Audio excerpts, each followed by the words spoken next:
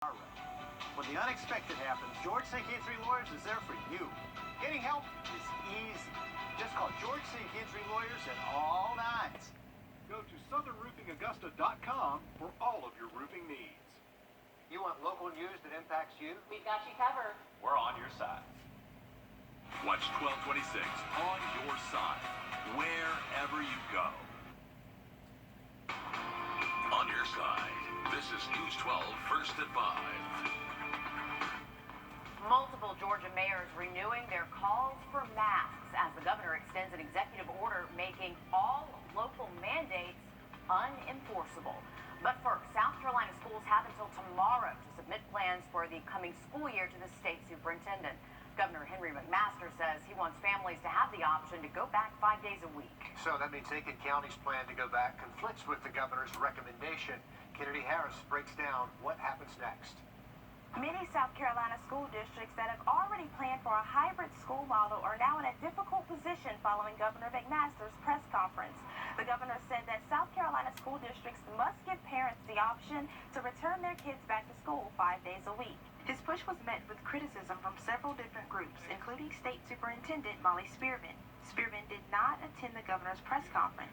She released a statement after saying a 5-day-a-week in-person classes is the goal, but safety is the top priority.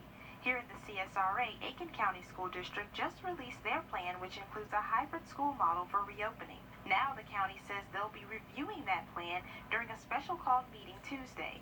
SC for Ed founder Lisa Ellis says she recognizes some of the many factors making school districts' decisions hard. I think part of the problem is that some districts are still trying to figure out what they can do, and also if the funding is going to be there. You know, that's the other piece of the governor's message yesterday, is that we've got to have the funding to do this. You can't expect us to do everything we need to do and not fund us appropriately. For now, the district has extended their deadline to sign up for their virtual school program, Aiken Innovate, to July 22nd.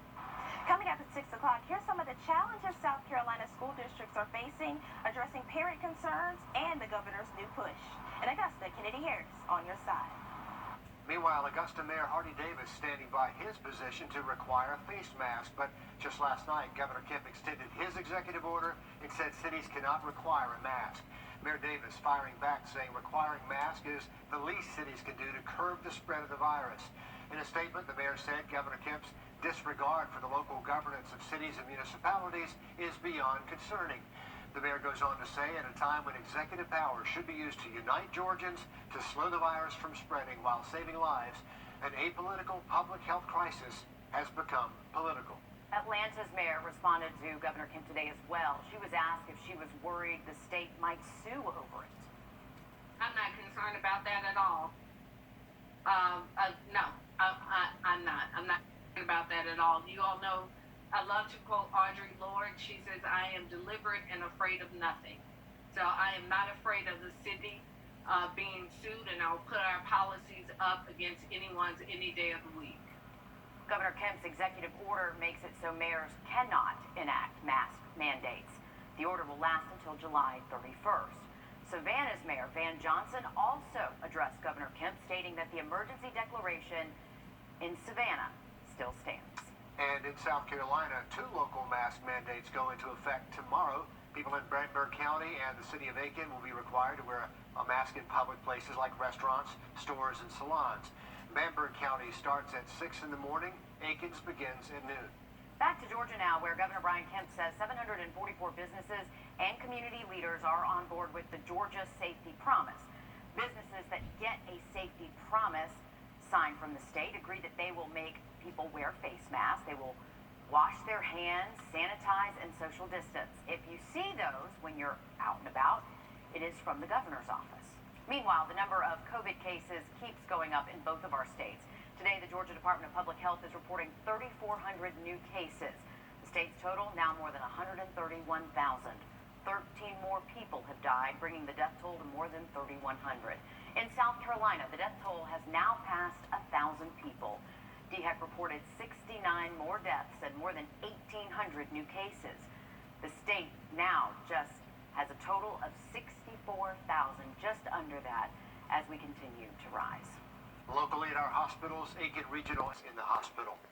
We're getting an idea just how bad people in our area need food right now. Check out the latest numbers from the Golden Harvest Food Bank.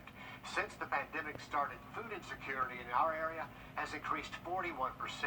In the past several months, the food bank has sponsored 69 mobile markets, distributed close to 4 million meals, and assisted close to 100,000 families. A Charleston County dog has tested positive for the virus that causes COVID-19 in humans. A state vet says a private vet decided to test the dog after one of its owners had coronavirus. The dog had to be put down. This is the first confirmed animal case in South Carolina. Let's take a look outside Wheeler Road, and you know what? You can't see the heat, but boy, you can feel it if you step outside. Riley, it's a sauna out there today. It really is, Meredith. Another hot one for us, and the river is the place to be if you can get to it. How about this new camera we have now, courtesy of EarthCam, overlooking I-20 over the Savannah River. This is the Carolina side here, and that's the Georgia side, so pretty cool stuff. Thank you, EarthCam. Great shot there of the river. 96 degrees currently here in Augusta. The heat index just bumped up to 102, so yes, as Meredith said, it is a sauna out there. And unfortunately, just another day where there's not too much in the way of storms popping up. We're starting to see a little bit better activity pop up now in Aiken County between New Ellington and downtown Aiken, over SRS, some light to moderate rainfall, and then south of Barnwell, just near Klein, tracking a few spotty showers. And that's pretty much it, folks. Not much rain out there. I'm anticipating us here in Augusta to stay fairly dry the rest of tonight, and we should see clear skies after midnight. We'll have more on how you can see the space station again tonight in just a little bit. Okay, Riley, thanks. The teenage suspect charged with murder in the death of an 8-year-old is denied bond.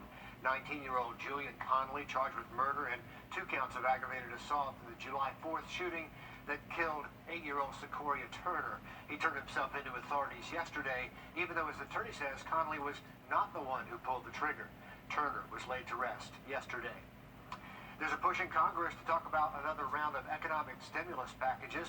Helping American workforce is something that has bipartisan backing right now. House Speaker Pelosi says she's willing to stay in Washington to get another relief bill to the president. As the push for a plan is in the early stages, Americans are still waiting for relief.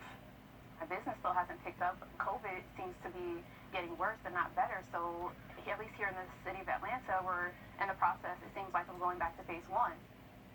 Majority Leader Mitch McConnell says he wants the next stimulus package to include liability protection for businesses, restaurants, and schools with a price limit under $1 trillion. Another 1.3 million Americans filed first-time jobless claims last week. Weekly first-time unemployment applications hit their peak in the last week of March. Since then, those applications have been on the decline for more than 3 months, but unemployment is still high. June's unemployment rate was the highest since World War II. South Carolina's weekly unemployment numbers are out, and they're going the wrong direction too. More than 19,000 people filed initial claims last week. That's up more than 3,000 from just the week before. Since the pandemic started, nearly 672,000 people in the Palmetto State filed for unemployment. Those unemployment numbers are out tomorrow for Georgia, but today we're learning the Department of Labor processed more than 3 million unemployment claims since the pandemic hit. Some good news, the June unemployment rate is 7%. That's down since April. And Georgia's unemployment rate is lower than the national average. Job hunting can be difficult anytime, but finding a job during a pandemic, not exactly the easiest time to get hired. So one local photographer wants to help out, and he's taking free headshots for anyone looking for work. Teresa Woodard has his story. With so many people out of work, finding a job can be tough, but something as simple as a professional headshot could put your application one step ahead. And it'll really set you apart from the rest of the folks. See, if your picture is next to somebody that has a professionally done headshot, who is the employer more likely to look at? Sanjeev Singhal is the CEO of CSRA Photography. The average cost nationwide for a professional headshot normally runs anywhere between $100 to $200. But Singhal says he will be taking pictures free of charge. My goal is to just help as many people as we can get back into the workforce. He says the photo shoot will take place at the Augusta Mall, and there are different time slots to choose from to avoid overcrowding. And once your picture is taken and edited, it will be sent to your phone in less than 24 hours. The people have that great image of themselves forever, and hopefully that'll just get them pumped up and started on their new journey. Making a difference with the click of a button. Tradisha Woodard on your side. How great is that? That event will be at the Augusta Mall next Wednesday. That is July 22nd. There are only 32 spots left in our area. Act now. So if you want to get a professional photo taken, you can go to our website where you'll see a link to reserve your spot. But good idea, and he's right. That image makes a whole big difference. It's free, but hey, priceless, right? Since the pandemic began, South Carolina's leaders say there are about 16,000 students they've had little to no contact with. How leaders are working now to get in touch with them. Riley? We are tracking a few spotty showers in Aiken County this afternoon. We'll see where some other showers are at the CSRA annual weekend forecast next. The whole point of the job is to put Georgians first, and I think she does. I'm Kelly Leffler. I approve this message. For the last few weeks, school districts have been working to get in touch with thousands of students they've had no contact with since back on March 16th. That's when schools were shut down because of the pandemic. It's been a long time. Our Jason Raven has an update on their efforts from the State Department of Education. Well, back in June, the South Carolina Department of Education released data from their survey of principals from across the state. Now, they said there were about 16,000 students they had minimal or no contact with once schools closed and virtual learning began as a result of the pandemic. We got updated numbers today from the state. They say as of Thursday morning, there are about 8,200 kids, or about 1.1% of the student population in South Carolina, they haven't been able to get in touch with. Education officials say they are working with the Department of Social Services and other community partners to get in touch with families. It's shined a light on some of the issues that school systems deal with every day. Homelessness. If you don't have a bed to sleep in at night, probably the last thing that you're worried about is trying to turn in a homework assignment all the time. So these are issues that school districts deal with on a regular basis. I think many people are just now finding out about. Governor McMaster said part of the reason he supports the 5-day in-person instruction for the start of the school year is so all of these students can return to the classroom and get the education they have been missing. In Lexington County, I'm Jason Raven. But again, we're talking about thousands of students who have had no contact with the school system since they walked out in March. I was speaking with a local district attorney today. He mentioned, Bill Dupay, that about 95% of the child abuse cases that they see in their office actually comes from teachers or school counselors or someone in the school system that picks up the phone and calls them or law enforcement. So it really, really does make a difference when these kids are not being seen by somebody each and every day. To weather now as we have a live look outside at St. Sophia. Be your happy. Like so many artists and entrepreneurs, photographer Brian Bowen saw his business dry up when the pandemic started. So that is when he decided to do something different. He hit the road in a vintage truck just to document a country under quarantine. As Meg Oliver shows us, he also captured the spirit and the soul of everyday Americans. My name is Brian Bowen Smith. I'm a photographer, and I traveled over 11,000 miles across the United States of America in my Ford F-100 documenting what's going on during this COVID crisis. Good. And freeze. Good. As you were driving across the country, what does America look like during a quarantine? Beautiful. But, on the other hand, I was seeing it empty, with no one walking around per se. I was seeing it in a sad time as well, with all these restaurants and the hardware store all boarded up. It broke my heart. You would see these uplifting signs as well. Yes. You took a lot of pictures of the smiling faces. There was a family in that pickup truck. The dad is holding his son front, and the mom's got the little baby in the back. Almost everyone that I shot was so happy to see me. It did bring joy. But this photo truly was a gift for everyone.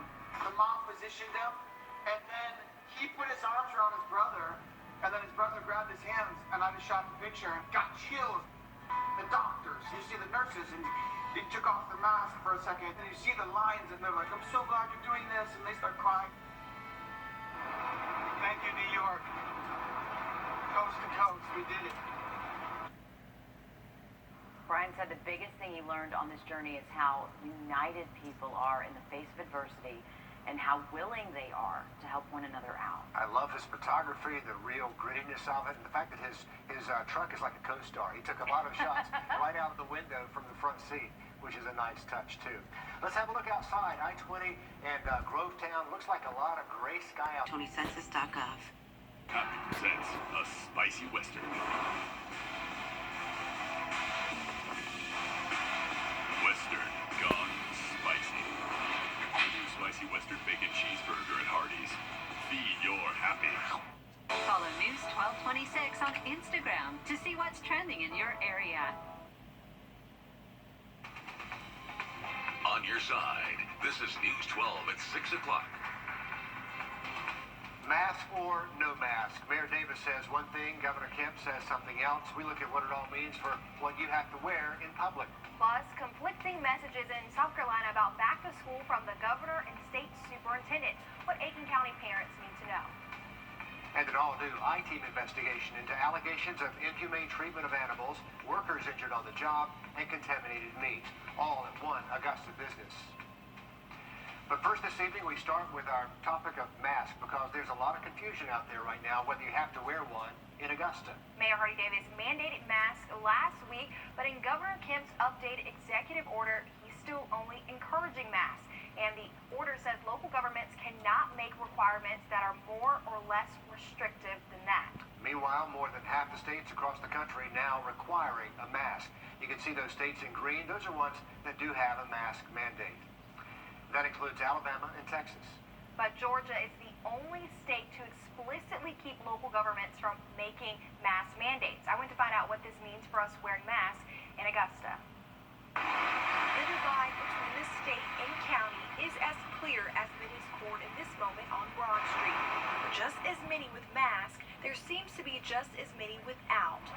Augusta's requirement will still be upheld, says city leaders, despite the governor's order opposing it. We just have to deal with the fallout. Do you think some of that fallout will mean legal issues? Oh, possibly. You know, folks love to sue. Governor Kemp's mandate specifically orders all county and city mask or face covering rules to be suspended, citing local orders cannot be more restrictive than the state's. Augusta Mayor Hardy Davis responding today, an apolitical health crisis has become political, adding, a mask requirement is the least we can do because we are headed in the wrong direction. It's really a difficult conversation, kind of balancing out our individual liberties compared to what the medical community says. The sheriff's office is not currently enforcing the $25 to $100 fine as a penalty. Instead, the immediate approach is educate on the benefits and simply remind people to put a mask on. Augusta leaders telling us their message to the governor is the city's ordinance will not be rescinded. I think we locally need to follow the mandate that our local government put out. We as elected officials, those in the law enforcement community, those in the business community, continue to just encourage others to keep wearing masks. That way we're able to keep our economy open. Opposers calling mask mandates government overreach. Health experts calling it essential. Political officials calling the lack of consensus within the state, even within the city, chaos. Requirement versus recommendation. It's what this all boils down to. But the medical community argues it should instead boil down to harming versus helping. This is one of the ways of maybe preventing a person catching the virus, so why not wear the mask? Now, according to the city, the mask mandate is still in effect and will be until August 8th through midnight. We posted the mayor's full statement online. We asked you on our Facebook page if you're wearing a mask when you go out. 70% of you said yes. And in South Carolina, Governor McMaster has also said a mask mandate is not enforceable. He has not issued one, but he has not stopped cities from putting in their own kind of mask mandate, like Columbia and Charleston. And two of our local areas will be next. Mask mandates in the city of Aiken and in Bamberg County. They both start tomorrow. Aiken starts at noon, and you'll have to wear masks in stores and restaurants there. Bamberg County starts at 6 o'clock in the morning, requiring a mask in public places. And even if your area does not have a mask requirement, some stores might go to you having to wear one. That includes the ones on your screen. Target and CVS just made announcements today. Masks at Walmart, Sam's Club, CVS, and Kohl's start Monday. Mask at Kroger starts Wednesday. Mask at Target won't be required until August 1st. The other stores on this list already have requirements in place. Costco was one of the first back in May. So those businesses are making a move as the cases of COVID continue to rise here in the two-state. In fact, another huge spike, which is the county that includes San Antonio. Aluminum cans are in short supply as people's drinking habits are changing during the pandemic. People are now drinking beer and soft drinks at home instead of out in bars and restaurants, and the can makers cannot quite keep up, meaning there might be fewer cans to go around. Manufacturers say plans are in the works right now to build at least 3 new canning factories. Protesters blocking school buses. Now, through this evening after sunset, not expecting any storms, and we should be generally clear. Let you know you can see the space station again later tonight in just a little bit. Riley, thanks. We showed you earlier all those chain stores requiring a mask, but many of our local businesses are having to make an even tougher decision, whether to open or stay or close back down. Some have already been forced to close. Here are just some of them on your screen, including Whiskey Bar and the Southbound in Augusta. Laura Puglisi talks to businesses about that tough decision. Well, downtown, one after another, businesses are beginning to close their doors for the second time around right here at Soul Bar. The sign on their front door says Soul Bar is closed and will reopen when it feels safe to do so. For some businesses, it feels a lot like deja vu, though closing a second time around hurts even more. I was unemployed when the first shutdown happened, and then luckily I came over here and they started taking care of me, and now that we've shut down again, it hits a little close to home, but at the same time, like, I would just want to put everybody's health above everything else and me making money. Charlotte Carr works at Soul Bar, one in a growing list of businesses temporarily locking its doors. We were just really worried about people getting sick, and I don't want to be the reason somebody gets sick, and nobody else should be the reason that I get sick, so it's really just for everybody's best interests, I believe. Some, like Southbound Smokehouse and Nacho Mama's, closing due to the spike in cases. Others, like Joe's Underground and Alley Cats, closing while they test all employees. And more like Whiskey Bar and Laziza, closing after an employee tested positive. For those who stay open and those like Soul Bar who hope to reopen soon, cleaning and safety is a top priority. I clean all the liquor bottles in between the bartenders. I've been cleaning all the pens. We clean all the surfaces of the bar. In South Carolina, businesses like Aiken Fish House are taking a safety pledge under the Palmetto Priority Seal. They must pass an inspection by DHEC and go through special training with ServSafe. Those who are approved by the Restaurant and Lodging Association get a seal of approval. Today, more than 2,200 restaurants in the state have been approved, 39 of which are in Aiken. We are working on putting together a list of places that have shut down. If you've heard of any, reach out to us and send us a message. In Augusta, Laura Puglisi, on your side.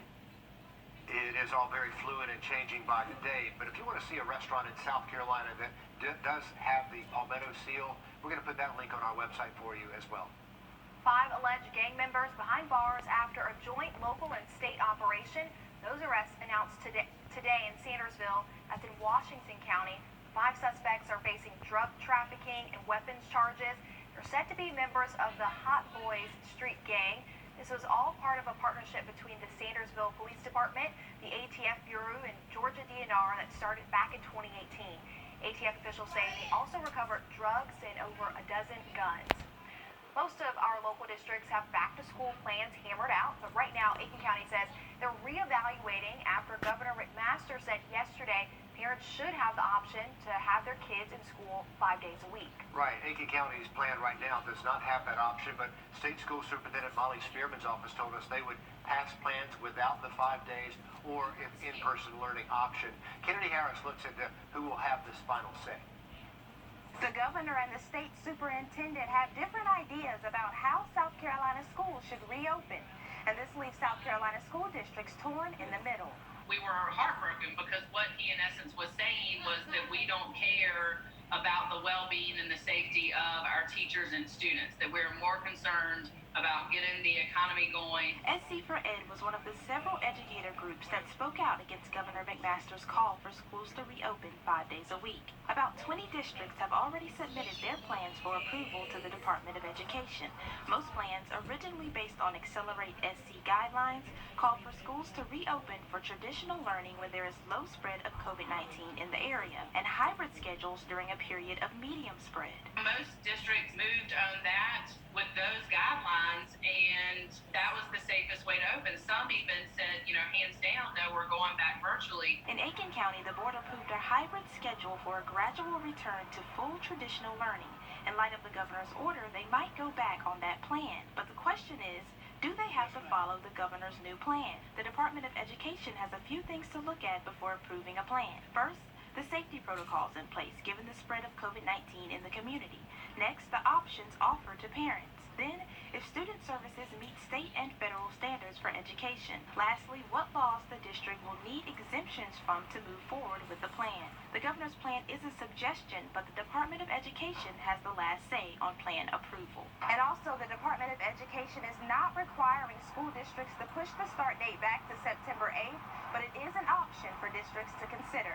Reporting from Augusta, Kennedy Harris, on your side.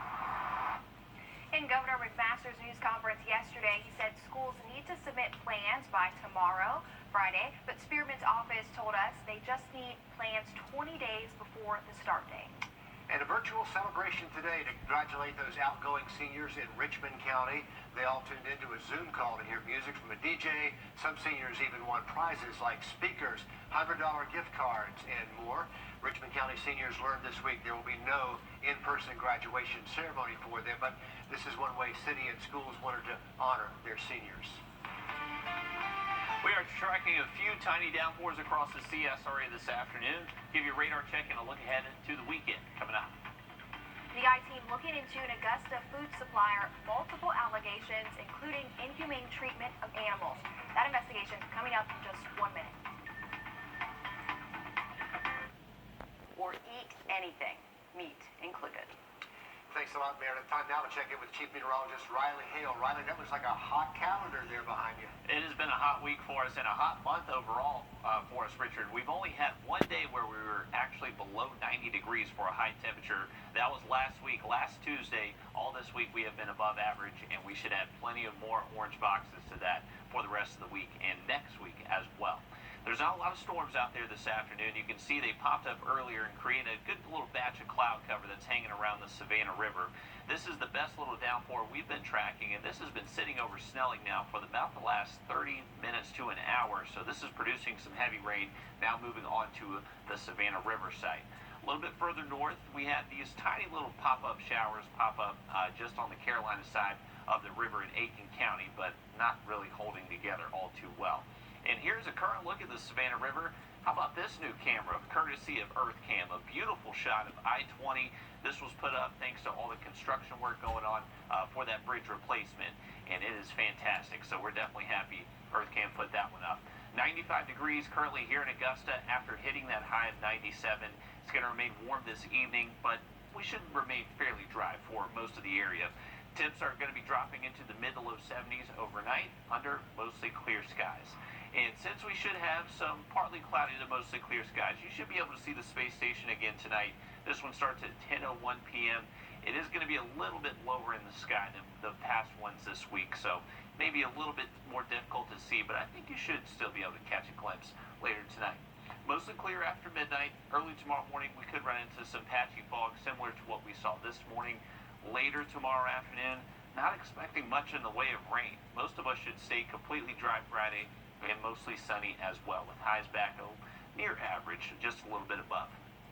Saturday morning, possibility is going to be there again for some patchy fog. Later into the afternoon, a slightly higher chance to see a spotty afternoon storm Saturday, so keep that in mind. And our in-house model here definitely keeping that chance a little bit higher for the northern CSRA on Saturday. But for the rest of tonight, expecting mostly clear skies, especially after sunset. Temps should stay in the low 70s by early tomorrow morning. And then tomorrow, just going to be another hot day for us. We should see very similar conditions to what we saw out there today. So what we've been seeing all this week long, it should stick around through the weekend. But Saturday and Sunday, a little bit different scenario to where we likely will have a little bit better coverage of storms, but not really enough to cancel outdoor plans. I'd keep your plans for the weekend. Just keep an eye to the sky if you're going to be outside during the afternoon. Next week, by Monday and Tuesday, those storm chances definitely look a little bit better for us. Thanks, Riley. It is great to have sports back, but Atlanta United is having